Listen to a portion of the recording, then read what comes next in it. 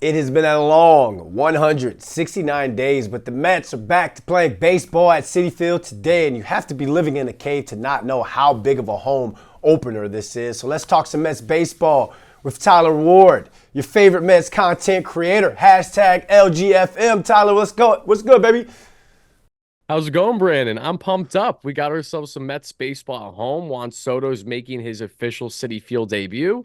Feeling good Yeah, right yeah. now. I was gonna say that in like my open, but it was like you have to know like this is Juan Soto's debut at Citi Field, and let's get straight into this thing, man, because there are opening days, and then there's 2025 Mets opening day. Is it safe to say that this is the most anticipated opening day in baseball this season, and maybe even Mets history? I don't know if I want to go all the way to say Mets history because I Okay. think the more seasoned Mets fans might have something to say about that. But like with my early pre-existing bias, it's definitely up there. In my personal fandom, it's hard to think of a home opener that's more important than what we're currently seeing by having Juan Soto on this team, by having the expectations the Mets have, and knowing just how pivotal it is that the Mets are going out to hopefully at minimum get back to where they were last year, which was all the way in the NLCS, losing to the LA Dodgers. So yeah, there's a lot of pressure, but I think good pressure for this Mets team. Let's see how they handle this expectation throughout the course of the 162. But it's going to be a packed crowd this weekend, starting today there for that home opener, and rightfully so. LeBron James says pressure is a privilege, and Soto has handled the pressure like the boss that he is. He started the season off hot. Pete Alonso has now picked up. Could this be a better duo than Soto and Judge were last season?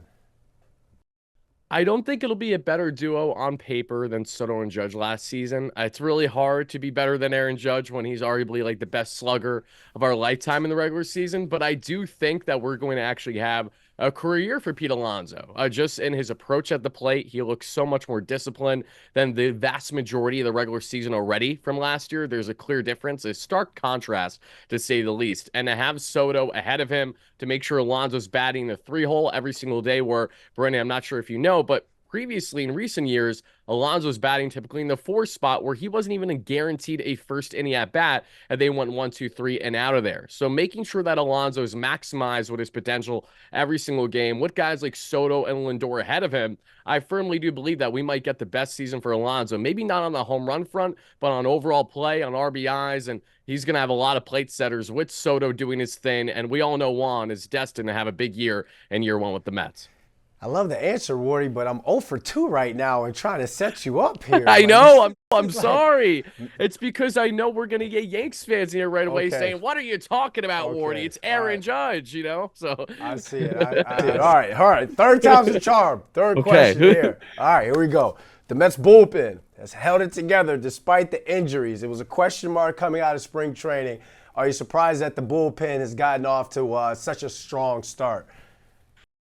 To a degree, I'm not just a little surprised, but I'm pumped up because this is something that we had a certain level of expectation heading into the year. Because David Stearns, our president of baseball operations and diehard Mets fan that was acquired over this past year, especially, is a guy that absolutely prides himself on building strong rotations and bullpens. And that is something that the Mets, I think, did a fantastic job in adding this past offseason. The depth is through the roof. We have multiple guys, including guys like Daniel Nunez, who haven't even been called up by the Mets yet when he very well could be one of our best high leverage arms this year. I mean, there is a tremendous amount of depth in this bullpen that goes in direct hand why they've been nails to start the season to this point outside of guys like the soft tossing Danny Young. So yeah, I would say a little bit surprised, but more than anything, just pumped up to see that the Mets are getting some early stability in a position where they've otherwise had a lot of issues that we've seen throughout the course of the 162 in years past. 3-3 to start the season. Vlad Jr. and the Blue Rays come down. I mean, the Blue Jays come down to Citi Field.